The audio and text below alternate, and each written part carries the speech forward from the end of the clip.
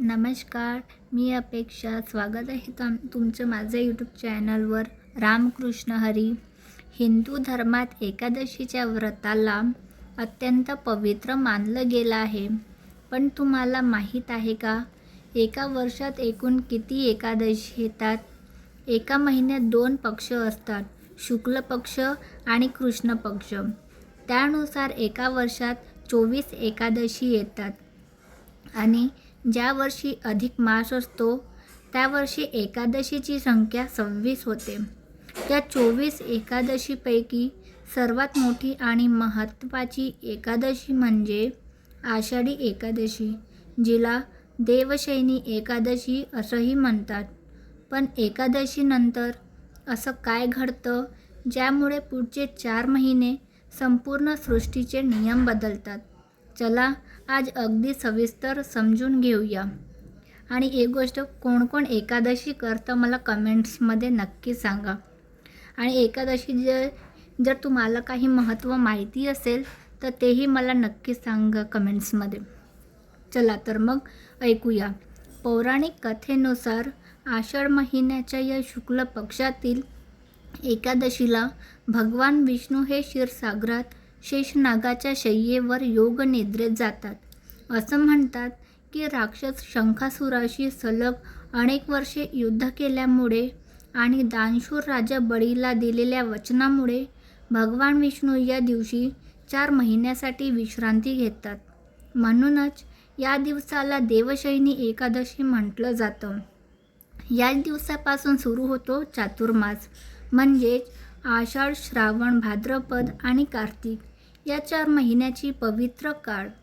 या काळात लग्न कार्य, वास्तुशांती किंवा कोणतेही शुभ मांगलिक कार्य केले जात नाही, कारण सृष्टीचे पालनहार विष्णू स्वतः योग निद्रेत जातात. 5 दिवसानंतर श्रावण मास आणि महादेवांकडे जबाबदारी. पण मग प्रश्न असा पडतो, जर भगवान विष्णू झोपले तर या संपूर्ण ब्रह्मांडाचा आणि जगाचा कारभार कोण चालवणार? इथेच सुरू होतो एक मोठा बदल.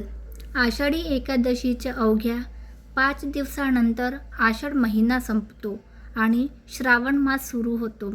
योग निद्रेत जाण्यापूर्वी भगवान विष्णू या संपूर्ण सृष्टीच्या रक्षणाची आणि सांभाळाची जबाबदारी साक्षात देवोके देव महादेवांकडे सोपवून जातात.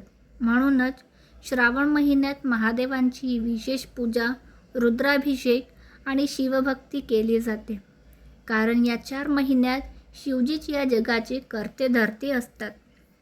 आपल्या महाराष्ट्रात या आषाढी एकादशीचे महत्त्व आणखी खास आहे, कारण भगवान विष्णूचे रूप असलेले आपले विठू माऊली योगनिद्रेत जाण्यापूर्वी आपल्या लाडक्या भक्तांना भेटण्यासाठी पंढरपुरात उभे राहतात.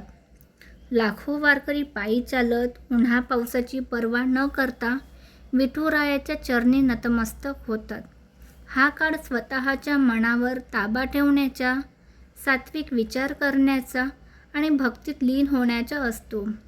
आषाढी एकादशीपासून सुरू होणारा हा भक्तीचा प्रवास आगामी प्रबोधिनी एकादशीला म्हणजेच देव उठणी एकादशीला संपतो, जेव्हा भगवान विष्णू 4 महिन्यानंतर जागे होतात.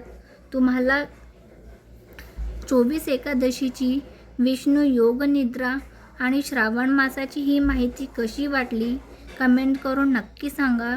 व्हिडिओ आवडला असेल तर लाईक, शेअर, सबस्क्राईब नक्की करा. जय हरी विठ्ठल.